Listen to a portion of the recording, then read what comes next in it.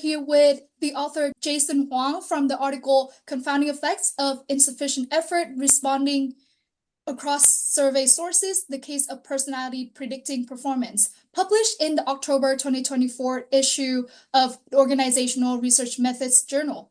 Jason, welcome, and thank you for being here. Thank you for inviting me, Chi. And for our interview today, we'll talk about the background story of the paper, such as the author's motivations and the review process, as well as their further thoughts on taking this research forward. So to start it off, Jason, can you give us a brief highlight of your article and how this article can help scholars in their research? Of course.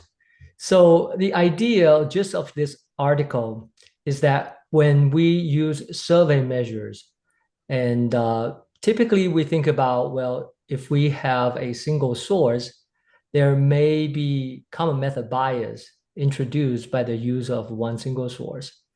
Now, the article is trying to take that across survey sources and really examine insufficient effort responding, that is, when people don't pay attention to surveys, could exert a confounding effect even when you measure across different sources. For example, when you measure using self-report and supervisor report.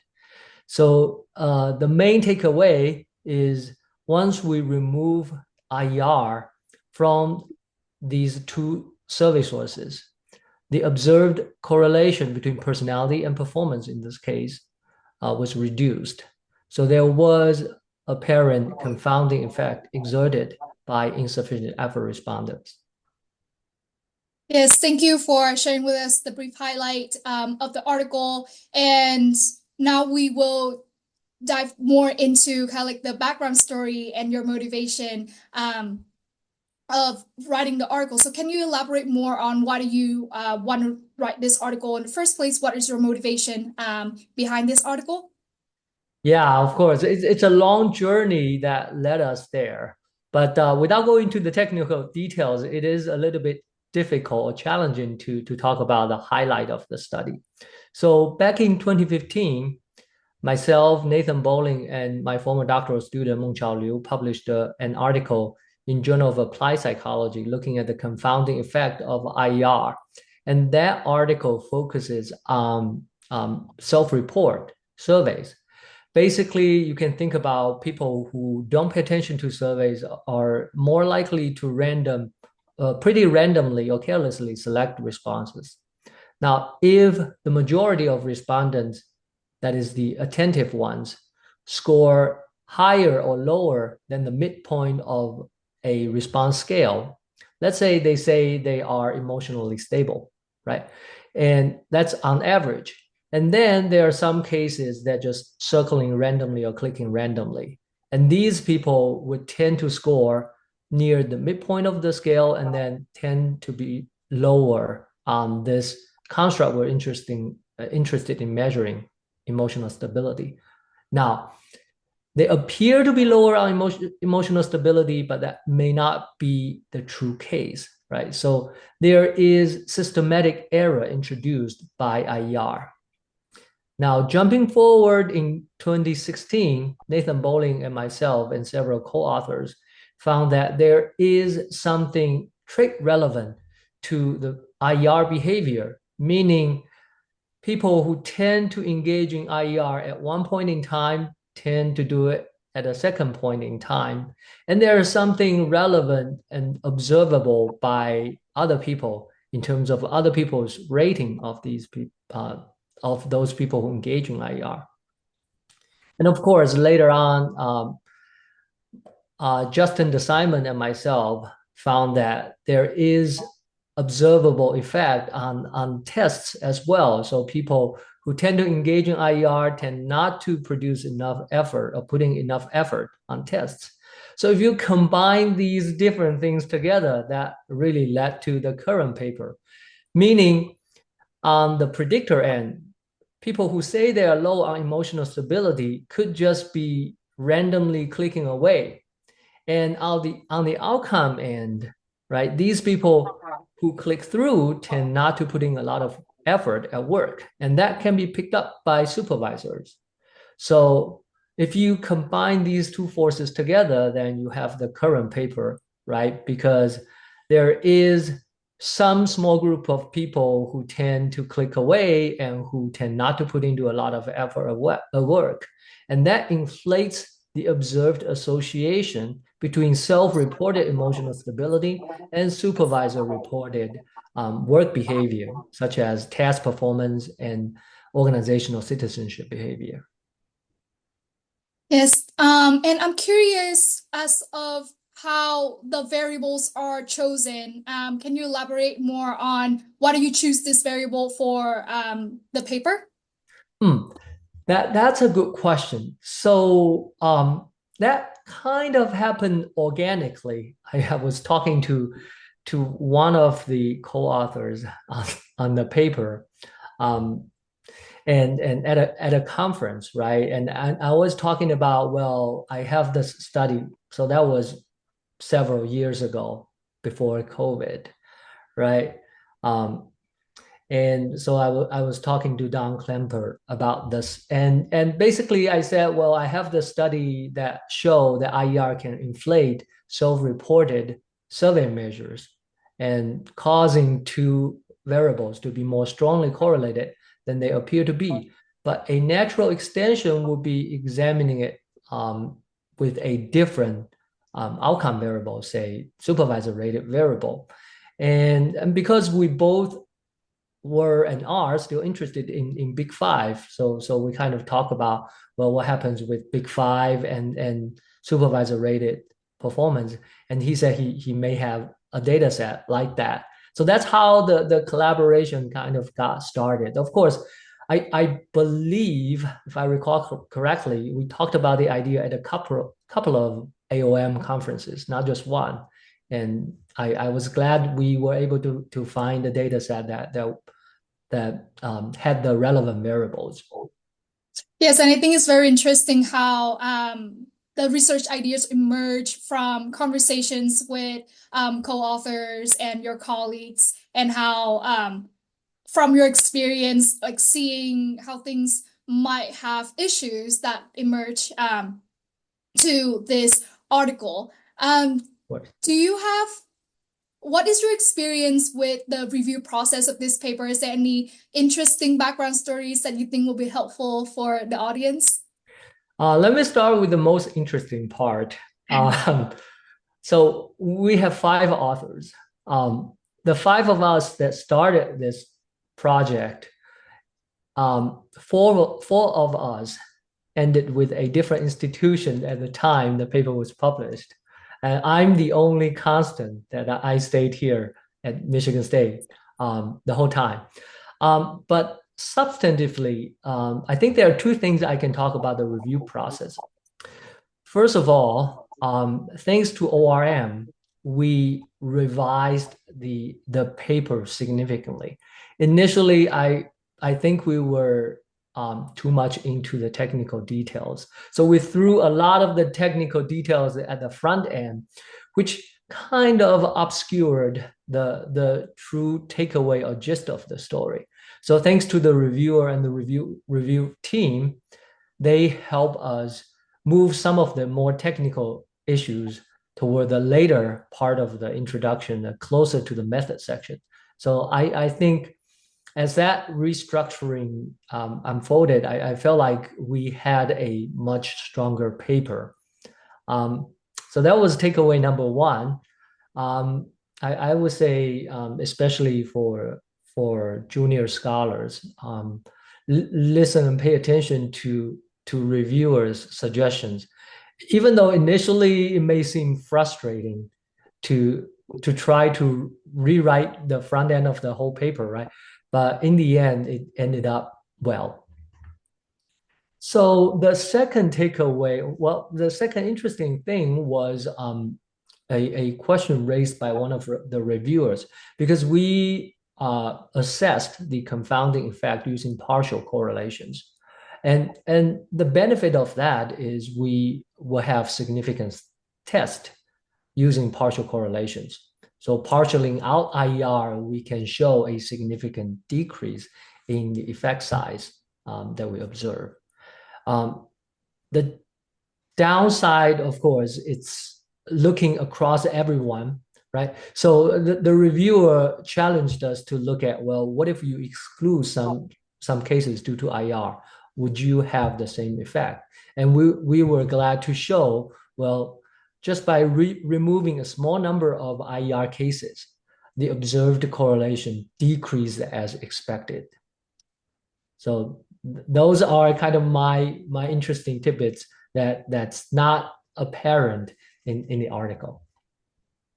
Yes, and I think a lot of authors also resonate with how ORM reviewers help the papers more accessible to scholars and make the methods more easier to understand, easier to be approached than very technical papers that is still very important, but may for me at least, appear to be a little bit intimidating at the beginning. So like the front end with less technical term, but more of like the application and the rationale of why this is important will be very fruitful to the audience.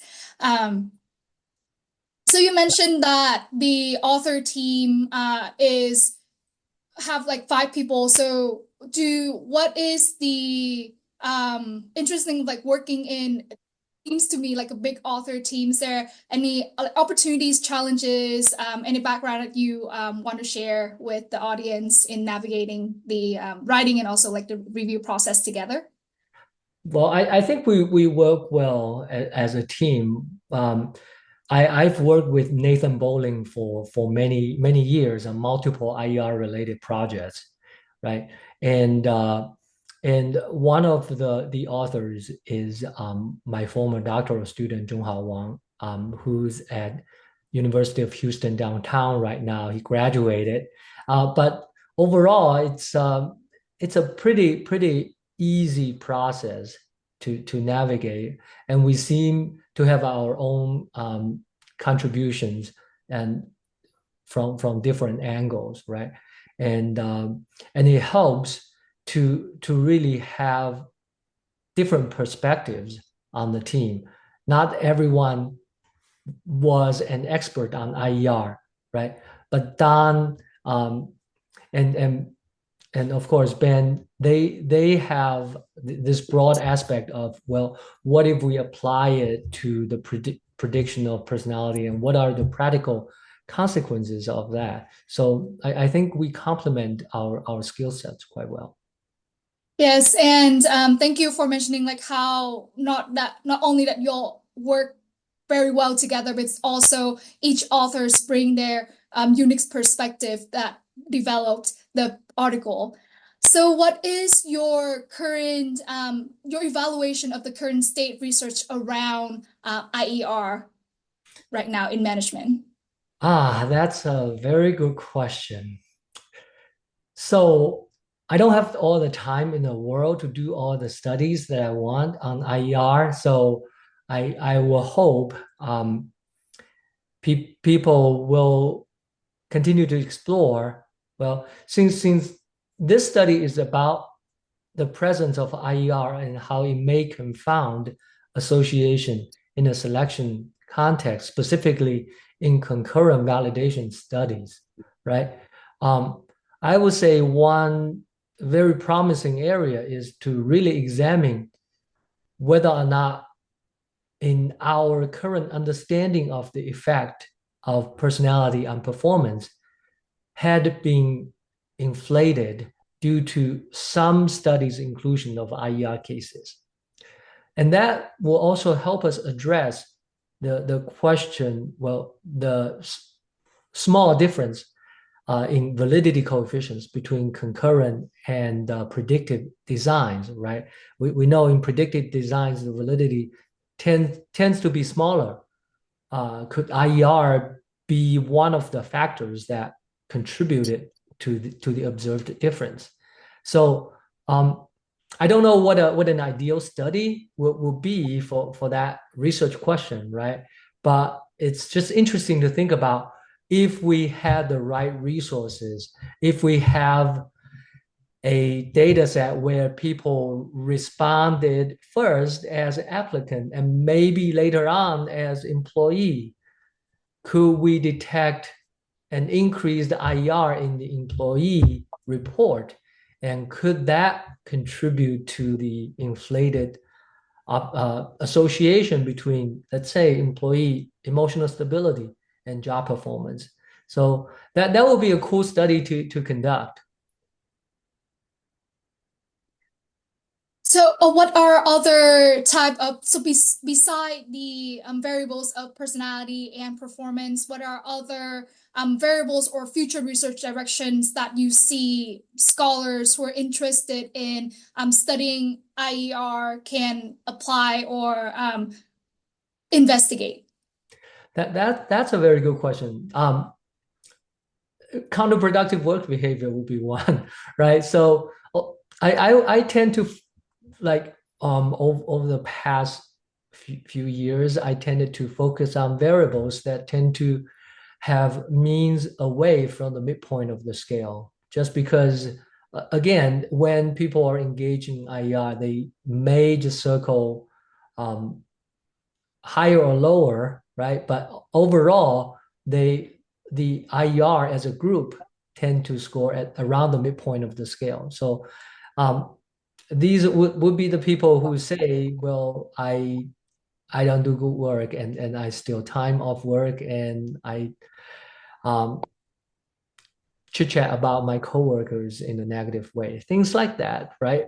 So I would say tease apart IER's association with counterproductive work behavior while recognizing at the same time people who engage in IER on surveys may just engage in more CWB to begin with. So it's a long-winded way of saying I don't know how IER will influence or would be associated with CWB.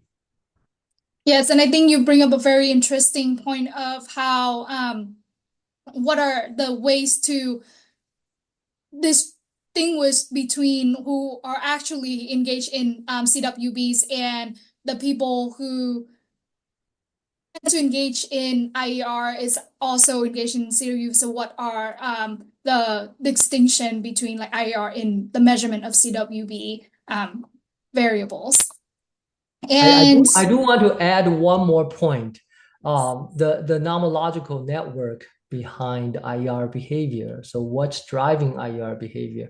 Part of that could be situational, but part of that, as we've shown, um, ties to the individual, right? So there may be traits that uh, predisposes individuals to engage in IER. And um, we don't have a whole picture of all those traits that contribute to IER behavior.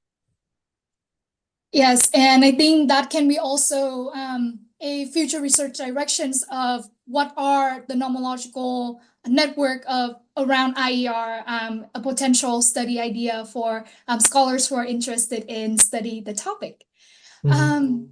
What are some advice that you have for scholars who want to like do research in IER? Hmm. Advice,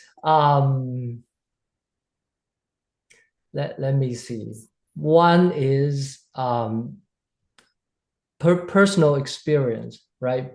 Be willing to explore and perhaps as in our case, challenge some implicit understanding that people tend to hold or people don't question. Um, so be a little bit bold in how you think about these effects.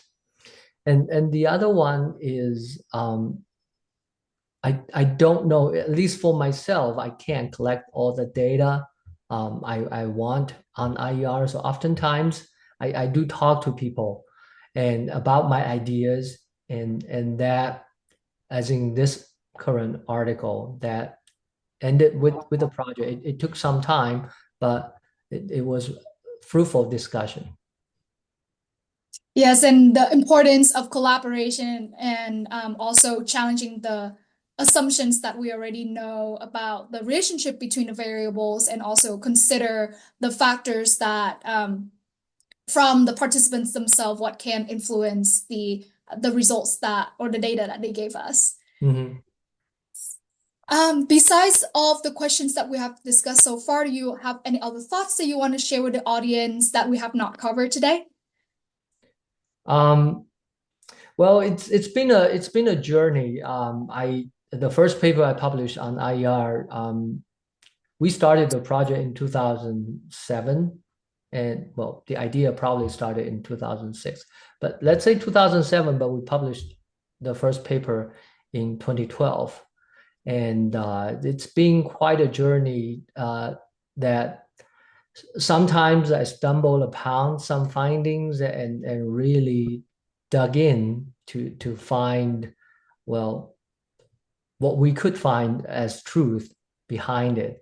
And sometimes it kind of naturally fall into place. But I think one personal takeaway is if you work hard on a topic or subject long enough, there will be nice and surprise findings there.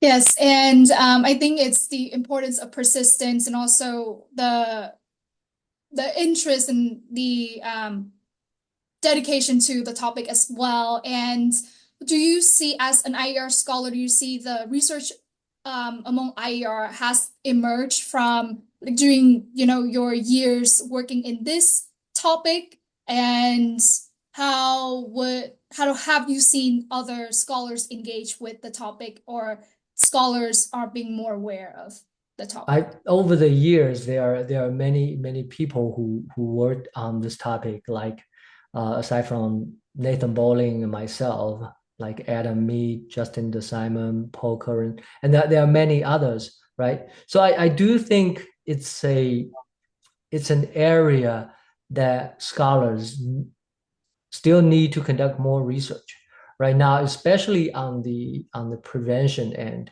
We have some good ideas on the impact of IER, and and and we are gaining more insights on that. But how do we actually prevent it from happening in the first place, right? And that I think is $1 million question. So far, the interventions have not been quite successful. So I think that would be the natural next step, and I will be excited trying to explore some ideas in that area. Yes, and I agree with you with how we have the tools, and the your paper is one of the tools that scholars can have to deal with the issue of IER when the data is collected, but the importance is also how to prevent it from the first place, how to prevent it before we collect the data or in the process of collecting data. So thank you for raising up the concerns of how there will need to be more research and not just the dealing with IER when the data is collected, but how to prevent it from the first place. Exactly.